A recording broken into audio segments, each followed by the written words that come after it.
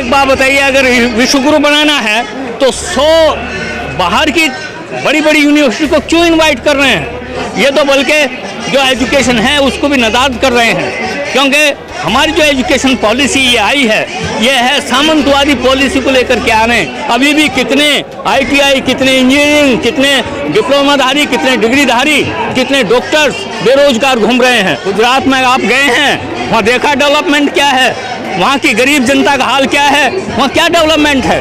वहाँ डेवलपमेंट है केवल कुछ पूंजीपति घरानों का।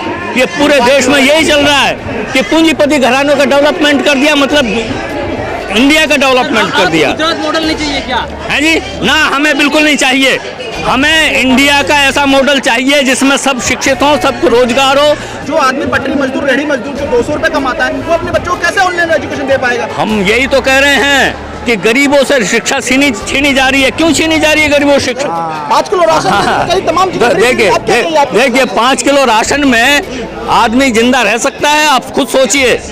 और ये 5 किलो राशन क्यों दे रही है? क्यों एहसान करिए? रोजगार दो हमें नहीं चाहिए 5 किलो राशन, हमें सबको रोजगार दे दो, हमें कुछ नहीं चाहिए। खैरात उनके हाथ में बेच दिया जाए, जिस तरह से रेल गेल सेल सबको तो बेच दिया, ऐसे क्या सबको बेच दिया जाए? आप ये चाहते हैं? ये मतलब ये नरेंद्र मोदी जी लाना चाहते हैं, जो ये आप अगर उनका पुराना उठा के देखेंगे रिकॉर्ड, जो वो ये कहते हैं कि गणेश का सर काट कर जो शिव जी ने लगाया था वो जो है पहली सर्जरी थी।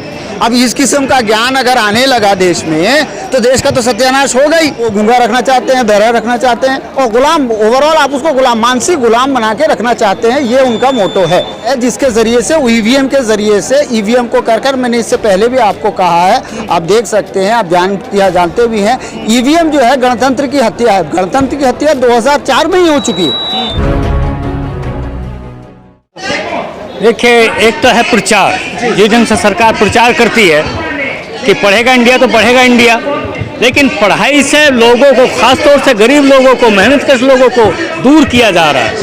पॉलिसी ये ऐसी आई है कि इसमें गरीब आदमी तो पढ़ा नहीं सकता अपने बच्चों को, यहाँ तक कि स्कूल एजुकेशन भी दिलाना उसके लिए मुश्किल होगा, क्योंकि पूरी एजुकेशन को कारपोरेट हाउसेज को सौंप रहे हैं। पूरा एक प्राइवेटाइजेशन जो हो रहा है एजुकेशन का और कॉमर्शलाइजेशन जो हो रहा है, उसके तहत तमाम इतना जो गरीब जनता है, आदिवासी लोग हैं, पिछड़े लोग हैं, दलित लोग हैं, तमाम मेहनतकश लोग इस एजुकेशन पॉलिसी की वजह से एजुकेशन से दूर हो जाएंगे। तो कैसे इंडिया पढ़ेगा? सरकार का मकसद क्या चाहती है? सरकार का मकसद है जो उनके लिए सिरदर्द बन सकते हैं, एजुकेशन लेकर के रोजगार की मांग कर सकते हैं, बुराइयों के खिलाफ आवाज़ उठा सकते हैं, जो अन्याय हो रहे हैं उनके खिलाफ आवाज़ उठा सकते हैं, जो अपराध हो रहे हैं उनके खिलाफ आवाज़ उठा सकते हैं। उनको अशिक्षित रख देना, उनको आगे ना बढ़ने देना, उनको इस स्तर में ना ला देना कि वो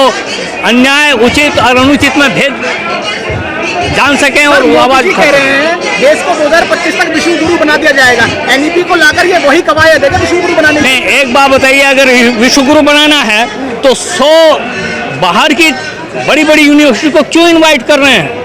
क्यों उन पर निर्भर हो रहे हैं? क्यों नहीं अपने एजुकेशन को और उच्च स्तर में ले जाना चाहते? क्यों नहीं एक ऐसी एजुकेशन देना चाहते जो पूरे विश्व में समझ में आए कि हाँ इंडिया एक अच्छी एजुकेशन दे रहा है? ये तो बल्कि जो एजुकेशन है उसको भी नादाद कर रहे हैं, क्योंकि हमारी जो एजुकेशन पॉलिसी ये आई है, ये है सामंतवादी पॉलिसी को लेकर के आ रहे हैं। जिस ढंग से तक्षशिला नालंदा का नाम ले रहे हैं, तक्षशिला नालंदा उस टाइम में, हाँ तक्षशिला नालंदा उस टाइम में एक अच्छी एजुकेशन देते थे, इसमें कोई दो राय नहीं। लेकिन उस समय के हिसाब से आज जो आधुनिक युग है, जो विज्ञान का युग है, नालंदा विश्वविद्यालय में जिस ढंग से पढ़ाया जाता था, तक्षशिला में जिस ढंग से पढ़ाया जाता था, वो तो उस टाइम के सामाजिक जरूरतों को, जो सामंती व्यवस्था थी उसको जरूरतों को पूरा करने के लिए होता था। लेकिन आज पूंजीवादी युग में, लोकतांत्रिक युग में, और बल्कि इससे आगे अगर समाजवाद स्थिति में जाना है तो एजुकेशन कैसी होनी चाहिए? हमने देखा हमारे पीछे शिक्षक भी यहाँ पर मौजूद है, यहाँ तमाम बच्चे यहाँ मौजूद है, छात्र मौजूद है, लेकिन सर शिक्षा के साथ साथ रोजगार का भी आज देश में संकट हो गया है। बात यह है शिक्षा और रोजगार को ये जोड़ रहे हैं। ये भी एक हमारे लिए बड़ा मुश्किल काम हो गया है, क्योंकि रोजगार और शिक्षा को कोई रिलेशन नहीं है। रोजगार सबको चाहिए, कोई भी व्यक्ति ऐसा नहीं होना चाहिए जिसको रोजगार ना हो, और शिक्षा को भी सबको चाहिए। सरकार तो कह रही है ना सर कि छठी क्लास से मैं रोजगार दे दूंगा। वही मैं कह रहा हूँ, ये जो रोजगार देने की बात कर रहे हैं, छठी क्लास से रोजगार उन्मुख शिक्षा की बात कर रहे हैं, उसका हम एकदम खंडन करते हैं, क्योंकि उस शिक्षा से किसी को रोजगार मिलने वाला नहीं है। अभी भी कितने ITI, कितने इंजीनियरिंग, कितने डिप्लोमाधारी, कितने डिग्रीधारी, कितने डॉक्टर्स बेरोजगार घूम रहे हैं। अगर इस तरह की शिक्षा देने से रोजगार मिल जाता तब तो ये सारे बेरोजगार नहीं होते, तब तो ये सबके सब रोजगार होते। सरकार बात करती है स्किल इंडिया की, स्किल डेवलपमेंट की बात करती है, जी। स्किल इंडिया, जी। स्किल इंडिया की बात करती है सरकार, स्किल को डेवलप करने की बात करती है। देखिए, हम फिर वही कह रहे हैं, स्किल डेवलप करने से और एजुकेशन देने में कोई रिलेशन नहीं है। स्किल अलग चीज़ है। एक किसान हल चलाता है, वो हल क्या एक पढ़ा लिखा इंजीनियरिंग हल चला सकता है? नहीं चला सकता। वो स्किल अलग चीज़ है। एक कुम्हार मिट्टी के बर्तन बनाता है, जिस स्किल से वो बर्तन बनाता है, वो उसका रोज शिक्षा के साथ कोई लेना देना नहीं है। उसने एक खानदानी तरीके से वो स्किल। पीछे मैं सुन रहा था, सोशल मीडिया पे भी चल रहा है कि गुजरात को जिस तरह से गुजरात मॉडल के नाम पर शिक्षा नीति वहाँ सबसे पहले लागू की गई। गुजरात तो इतना डेवलप बना दिया ना, अब क्या चाहिए? देश को डेवलप बनने दीजिए आप ना। देखिए, गुजरात में आप गए हैं, वहाँ देखा डेवलपमेंट क्या है, वहाँ की गरीब जनता का हाल क्या है, वहाँ क्या डेवलपमेंट है? वहाँ डेवलपमेंट है केवल कुछ पूंजीपति घरानों का। ये पूरे देश में यही चल रहा है कि पूंजीपति घरानों का डेवलपमेंट कर दिया, मतलब इंडिया का डेवलपमेंट कर दिया। गुजरात मॉडल नहीं चाहिए क्या? है जी ना, हमें बिल्कुल नहीं चाहिए। हमें इंडिया का ऐसा मॉडल चाहिए जिसमें सब शिक्षित हों, सबको रोजगार हो, सबको मेडिकल फैसिलिटी हो, सब खाना पीना कर सकते हो।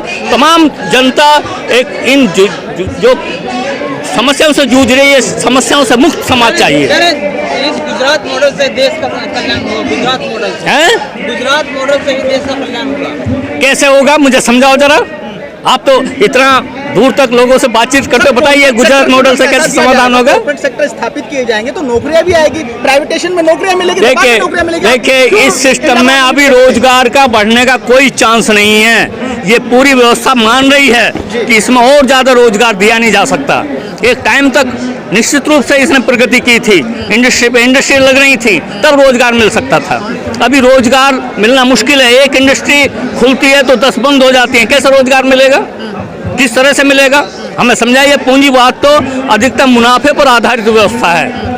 अगर रोजगार चाहिए सबको तो इस व्यवस्था को बदल के समाजवादी व्यवस्था को लाना होगा। इसके अलावा और कोई तरीका नहीं। आजादी से पहले हमने देखा गरीब तबके को कहीं ना कहीं शिक्षा से वंचित रखा जाता था।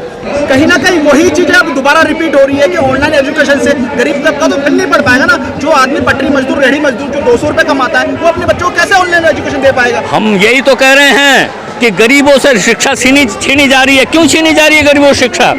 पहले सामंती युग में भी गरीबों को शिक्षा नहीं थी, आज इस लोकतंत्र में भी गरीबों की शिक्षा नहीं है। ये गरीब क्यों पिसता है? ये पूंजीवाद में गरीब पिसेगा ही। इसलिए इस व्यवस्था को खत्म करके हम समाजवादी व्यवस्था लाना चाहते हैं, ताकि तमाम समाज इस शोषण उत्पीड़न से मुक्त होकर के शिक्षित हो, रोजगार मिले और तमाम इन समस्याओं से जूझना ना पड़े। लेकिन लगातार सरकार चुनाव दर चुनाव जीत रही है। अभी आपने देखा 5 राज्यों के चुनाव हुए, 4 राज्यों में पूर्ण बहुमत की सरकार बनी। कुछ तो अच्छा कर रही है सरकार, तभी जनता चुन रही है। चुनाव अच्छा करने से जीता जाता तब तो सरकार कभी, ये कांग्रेस कभी नहीं जाती। कांग्रेस ने तमाम जितना ये सब किया था, आप देखो इतना बड़ा इंफ्रास्ट्रक्चर खड़ा किया, तब तो उसको कभी नहीं जाना चाहिए था। लेकिन ये सब चुनाव जो जीतने का तौर तरीके हैं वो अलग तरीके हैं। क्या है वही देखिए, हाँ बता रहे हैं। चुनाव जीतने का जो राजनीति है वो अलग किस्म की राजनीति है, जिसमें बहुत सारे हथकंडे अपनाए जाते हैं। ना केवल प्रचार, बल्कि प्रचार के साथ साथ झूठ फरेब का प्रचार, तमाम इस किस्म का प्रोपेगेंडा। आरोप लगा रहे हैं आप सरकार के ऊपर? मैं आरोप नहीं लगा रहा, मैं हकीकत बता रहा हूँ। ये आरोप नहीं है भाई, ये हकीकत है। अब मुझे बताइए, इतना बड़ा झूठा प्रचार हो रहा है, ये क्या हकीकत नहीं है? 5 किलो राशन दे तो रही है सर। 5 किलो राशन कई तमाम चीजें। देखिए 5 किलो राशन में आदमी जिंदा रह सकता है, आप खुद सोचिए।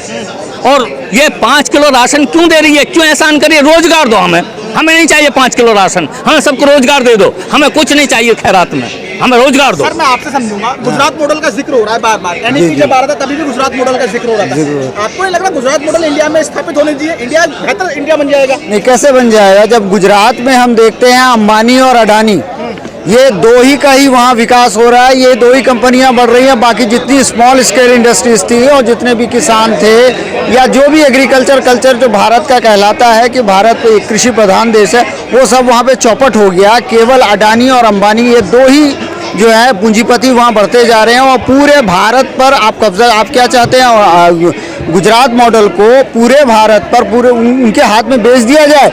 जिस तरह से रेल गेल सेल सबको तो बेच दिया, ऐसे क्या सबको बेच दिया जाए? आप ये चाहते हैं क्या? हम नहीं चाहते ऐसा। हम चाहते हैं कि ऐसा ना हो और इनको ना बेचा जाए। जितना आप देखिए, इससे पहले भी 1977 के बाद जो है बैंकों का 70-80 के दशक में बैंकों का जो निजीकरण से उनको सरकारीकरण किया गया, लेकिन ठीक है राष्ट्रीयकरण किया गया था। लेकिन मोदी जी ने क्या, अभी बैंकों का वो निजीकरण करने जा रहे हैं। इसका मतलब जो गरीब आदमी के पैसे हैं अब वो भी ब्लॉक हो जाएंगे। और इसके अलावा और मतलब बहुत सारी चीज़ें हो सकती हैं। बेरोजगारी इसी की वजह से आ रही है, भुखमरी इसी की वजह से आ रही है। हंगर इंडेक्स में कहाँ हैं हम? उसके बाद जो है हम जो है ये क्या नाम है मीडिया रेटिंग और मतलब जितनी भी चीज़ें हैं उसमें हम हैं। और इसकी जो वजह है बताओ आरएसएस और बीजेपी का जो प्लान है वो पूरी तरह से जो आपने गुजरात मॉडल बनाया, Gujarat was the first state which is completely an experimental basis, experimental उसका प्लेस है गुजरात, जहां से आरएसएस ने अपना स्टार्ट किया। 2002 का दंगा आपको अच्छी तरह से याद होगा, जिस तरह से एक मैसेकर हुआ था, उसके ऊपर फिल्म भी आई जिसको रिलीज़ नहीं होने दिया गया, जिसकी वजह से कश्मीर फाइल जैसी फिल्म रिलीज़ हुई। ठीक है ना, जो मतलब कह सकते हैं झूठ पर भी मबनी है और कश्मीरी पंडितों के लिए उसने कुछ किया भी नहीं। उस वक्त सरकार भी बीजेपी वालों के साथ मिलीजुली सरकार थी, आडवाणी और वाजपेयी जी ने उस वक्त कुछ भी नहीं किया। उसके बाद कश्मीरी फाइल्स भी बने। कश्मीर में जो नरसंहार हुआ था उसके बीजेपी का हाथ आप कहना चाहते हैं? हाँ बिल्कुल, 100% बीजेपी का ही हाथ है। वो शुरू से ये चाहती है और ये उसको सिर्फ मरवाया बीजेपी ने नहीं, कश्मीरी पंडितों को मरवाया नहीं। जब वो मर रहे थे तो ये बैठ के तमाशा देख रहे थे ना, उस वक्त सरकार में मौजूद थे। वीपी सिंह की सरकार में एलिगेशन नहीं है तो फैक्ट है। क्या वो उस वक्त वीपी सिंह की सरकार में इनके नहीं थे? 85 में एमपीज इनके नहीं थे?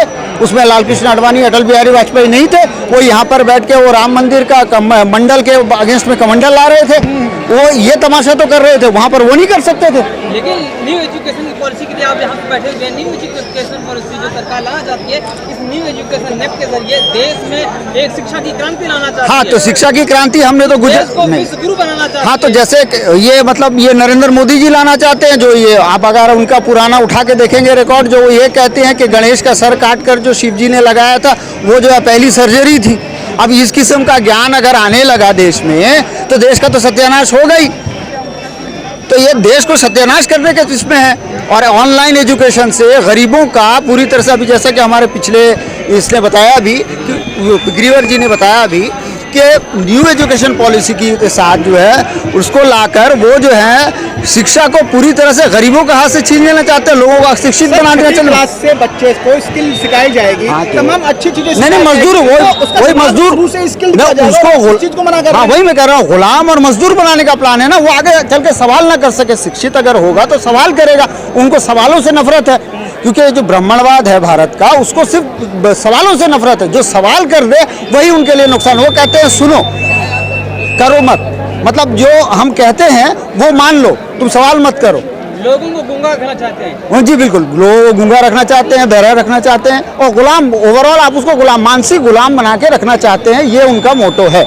अब मोदी जी जितने शिक्षित हैं या जितने काबिल हैं वैसे वो सबको बनाना चाहते हैं। वो जैसी हरकत करते हैं वो चाहते हैं सारी विश्व वैसी ही हरकत करे। ये भी कहते हैं कि मोदी जी का डंका बज रहा है विदेशों में। हाँ, तो वो तो हमने देखा ना, वो अमेरिका में कितना डंका बजा, अभी इसमें बचा। वो तो गोदी मीडिया है, वो तो बजाती ही रहती है। गोदी मीडिया का काम ही क्या, वो तो यही डंका ही बजाती रहती है। लोकप्रिय प्रधानमंत्री है वो इस विश्व के। हाँ, विश्व के सबसे लोकप्रिय प्रधानमंत्री के दौर में जो है हंगर इंडेक्स में भारत ने शतक पार कर लिया। अब जिस तरह श्रीलंका में अभी इमरजेंसी लगी, आप देख रहे हैं महंगाई की वजह से जो आज भुखमरी की जो हालात हैं, यही हालात यहाँ भी पैदा जी बिल्कुल यही हालात वो पैदा करने के मूड आ चुका है। वो हालात केवल हमारी जो जनता है अभी उतनी ज़्यादा अवेयर नहीं हुई है, इस कारण से बचा हुआ है। वरना हम तो उसी हालत में, आज देखिए पेट्रोल के और डीजल के रेट कहाँ से कहाँ पहुँच गए, बेरोजगारी की हालत कहाँ से कहाँ पहुँच गई। ये आपके साथ जो है न्यू एजुकेशन पॉलिसी के अगेंस्ट में, बेरोजगारी के अगेंस्ट में, ये जो आपके साथ आज वो हालात नहीं बन सकते ना। यहाँ तो योगी जी कह रहे हैं कि 80 बनाम 20 का समीकरण है, यहाँ हालात बनने से पहले कई सारी पॉलिसी है। उनके पास सत्ता है, व्यवस्था है, जिसके जरिए से ईवीएम के जरिए से ईवीएम को कर मैंने इससे पहले भी आपको कहा है, आप देख सकते हैं, आप जानते भी हैं, ईवीएम जो है गणतंत्र की हत्या है। गणतंत्र की हत्या 2004 में ही हो चुकी है। भारत में गणतंत्र की हत्या 2004 में हो चुकी है। ये हम आप कह सकते हैं ये आखिरी सांस ले रहे हैं, हम उसको लेके चल रहे हैं। एक किसान आंदोलन था जिसने ये करके दिखाया। किसान आंदोलन में एक हुआ, एक इतिहास ये बन गया कि एक बिल जो पार्लियामेंट से पास हुआ था वो पूरी तरह से मैंने रिपील हुआ। मोदी जी ने माफ़ी मांगी, माफ़ी वीर बन गए वो, ठीक है। माफ़ी वीर बनते हुए वो जो है सावरकर की मतलब पुनर्जन्म में वो आ गए स्थापित होके। ऐसे ही अभी जो है यही परिस्थिति में भारत को लेके जाके इनका जो 2025 में आप देखेंगे कि आरएसएस के 100 साल पूरे होंगे। सर 2025 का जिक्र करता है। हाँ जी जी। मोदी जी कह रहे हैं 2025 तक तो हमारी जो देश की इकोनॉमी है, जीडीपी वो 5 ट्रिलियन क्रॉस कर तो अभी तो -23 में है ना, अभी तो -23 में है जीडीपी हमारी, -23 में है। सुधरेगी ना, सुधार आ तो हाँ तो ठीक है, वो सुधार कब आएगा? मतलब 8 साल से मोदी जी को मिला था +5 में, अब वो -25 में चली गई है। अब -25 में चली गई है। पेट्रोल डीजल के रेट कहाँ थे, माने महंगाई इन्फ्लेशन कहाँ था, उसके बाद अनएम्प्लॉयमेंट कहाँ था, आज कहाँ है? अब पिछले 45 साल में मोदी जी ने सारे रिकॉर्ड तोड़ दिए। विकास की जो है गंगा उन्होंने वाकई बहा दी, लाशों की गंगा बह गई वो भी हमने देखी, विकास की गंगा बह रही है वो भी हम देख रहे हैं। कुछ लोग ये कह रहे हैं हाँ कि जो पेट्रोल और डीजल एलपीजी गैस सिलेंडर के दाम बढ़ रहे हैं, हाँ। तो यूक्रेन और रसिया का जो युद्ध हो रहा है इसकी वजह से। तो इसका पेट्रोल डीजल के दाम से क्या लेना देना है, उससे क्या कनेक्शन है? हमारा जो तेल है हमारा तो ईरान से आ रहा है या गल्फ कंट्री से आ रहा है, यूक्रेन से उतना तो नहीं आ रहा है या इससे तो नहीं आ रहा है। उसकी वजह से पूरे विश्व में पड़ा। लेकिन जब आ रहा था, जब बैरल जो है 18 से 32 के बीच में था, उस वक्त हम जो है पेट्रोल 100, 110 रुपये में ले रहे थे। आज मान लो अगर 60-70 में आ भी गया है, तब भी जो है हम ले रहे हैं उसमें। मनमोहन सिंह के दौर में आप देख सकते हैं, इसके दौर में देख सकते हैं। जनता भी चाह रही है ना कि जनता नहीं, आपने महंगाई का जिक्र किया, जनता चाह रही है ना कि राष्ट्र निर्माण में कोई ना कोई भागीदारी करे। जनता भी भागीदारी करी, इसमें गलत क्या है? नहीं, जनता भागीदारी तो जबरदस्ती वाली है, तो अंबानी अडानी को बढ़ाने वाले। जनता जो है गिरते गिरते जा रही है। आज हमारा बेरोजगारी, महंगाई, बेरोजगारी ये सब तो गिरते गिरते जा रहे हैं ना, और उठते जा रहे हैं मोदी जी के जो बस 5 आदमी उठते जा रहे हैं, मोदी जी, अमित शाह जी, और उसके बाद अंबानी, अडानी, बस आरएसएस, ये 5 ही उठते उठते जा रहे हैं। एक आखिरी सवाल है कि आपने कहा ईवीएम पर सवाल उठाया। जी। ईवीएम के सहारे से चुनाव जीत रही है। जी। ये चुनाव के बाद ही रौनक क्यों रोया? जी नहीं, मैं आपको बताना चाहूँगा, सन 2004 से जब से डॉक्टर सुब्रमण्यम स्वामी ने सुप्रीम कोर्ट में ये एलिगेशन लगाया, ये पिटीशन डाली उसके अगेंस्ट में, तब से हम ईवीएम के खिलाफ हैं। और मैं आपको पर्सनली बता दूं, जब से ईवीएम आया है तब से पर्सनली मैंने वोट नहीं किया है। जानता हूं मैं कि मैं वोट दूंगा वो आएगा ही नहीं कभी, क्योंकि ईवीएम गणतंत्र की हत्या होती है। सारी दुनिया से ईवीएम खत्म हो गया। चोरी हुई है क्या? जी, वोट चोरी नहीं, वोट चोरी नहीं, ईवीएम ही गणतंत्र की हत्या, क्योंकि आपका वोट आपको ईवीएम में मिलेगा ही नहीं। अगर एक व्यक्ति जाए कहे कि मुझे मेरा वोट दो, तो देश में इतना कुछ चल रहा है तो ये तमाम पार्टियां फिर मौन क्यों है? हाँ, मौन क्यों? क्योंकि विपक्षी पार्टियों को एक बार, दो बार जिता चुका। इसकी जिम्मेदार बीजेपी नहीं है, इसकी जिम्मेदार कांग्रेस है। इसकी जिम्मेदार कांग्रेस है 100%। आज जितनी भी नीतियां हर समीकरण की जिम्मेदार कहीं ना कहीं बिल्कुल कहीं ना कहीं 100% कांग्रेस ही है। कह तो रही है, इसने कहा था हम बदलाव लाएंगे ना, बीजेपी आई थी, कहा था हम बदलाव लाएंगे। बदलाव की जगह में ये लेके आए हो। बदलाव की जगह में आप देख रहे हैं ना आज वो महंगाई को कहां से कहां पहुंचा दिया। कांग्रेस तो उससे बेटर ये थी कि उसकी महंगाई का रेट था, इसकी इन्फ्लेशन का रेट देख लो, रेट दोनों का स्ट्राइक रेट देख लो, कितनी विकासशील है मोदी जी, वो कहां से कहां पहुंचा दिए। कहीं ना कहीं कुछ पॉलिसी आप लोग लागू नहीं होने दे रहे ना। नहीं, हम तो के 3 बिल थे वो आपने लागू नहीं होने दिए। अब एनईपी के जो बिल है वो आप लागू नहीं होने दे रहे। वो तो अब किसान, अब आप क्या चाहते हैं कि हम अपनी जमीनें उठा के उनको दे दें, पूंजीपतियों को हाथ में दे दें? आप चाह रहे थे क्या हम अपनी जमीनें, जिसके मालिक हम हैं, हम जो भारत के मूल निवासी हैं, हम जो मालिक हैं, हम जो किसान हैं, हम क्या हम अपनी जमीनें उनको उठा के दे दें? आप ये चाहते थे?